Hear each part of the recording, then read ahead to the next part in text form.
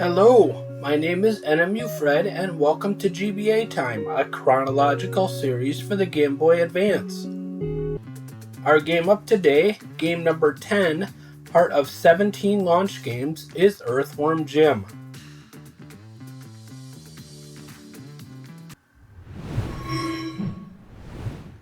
Let's get into the gameplay here. We jump right into the action on level 1.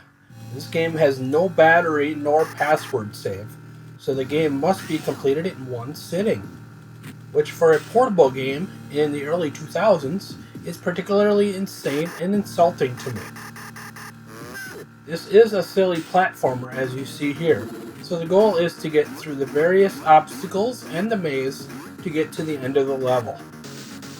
While we watch Earthworm Jim bounce on these tires and go on these rails, please like and subscribe and let any friends who may love the Game Boy Advance know of our journey to play, review, and rank every North American GBA game.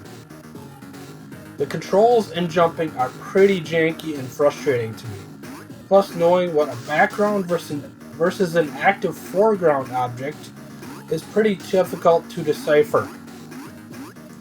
And this game was originally released on Genesis/Mega Drive and Super Nintendo, along with the sequel, and both are available to play on the Nintendo Classic service on Switch 1 or Switch 2.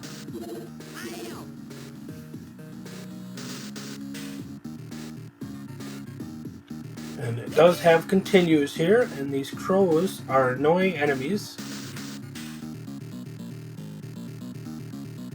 as we work our way down instead of up. Normally we see a lot of platformers working our way up through the level instead of down. We saw it in Super Mario Advance. But this one, we seem to be working our way down and around a lot more. Alright, we're going to get to our first boss here. It's a garbage can on wheels. So it's going to send various objects at us. Looks like some brass instruments here.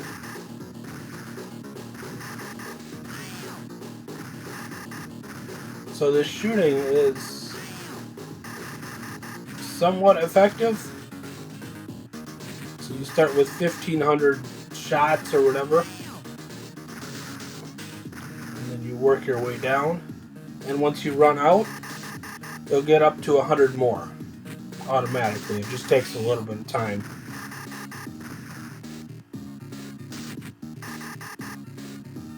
So this did have 3 or 4 continues and 3 or 4 lives. So that'll help you get through the game if you can complete it in one sitting. And we have our second boss here.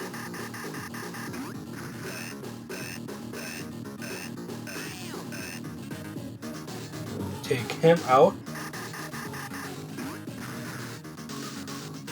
These enemies and characters are all so quirky. So if you're into that type of humor, this game might be for you.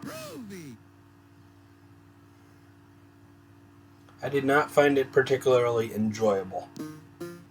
But as always, this is a subjective opinion, and your opinion on this game might be completely different than mine. Now we're going to go into our space level here, where we have to beat our opponent, get to the end first, in order to avoid a secondary boss here.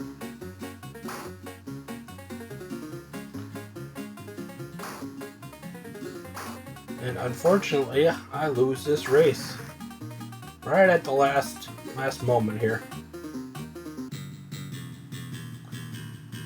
So I have to beat this next boss here. So overall, this game did not spark joy in me. The jump and attack just felt reversed. I don't know what it was.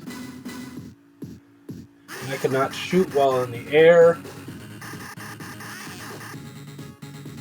And then this whip that you're going to see here in a moment was not as effective as you would like to think.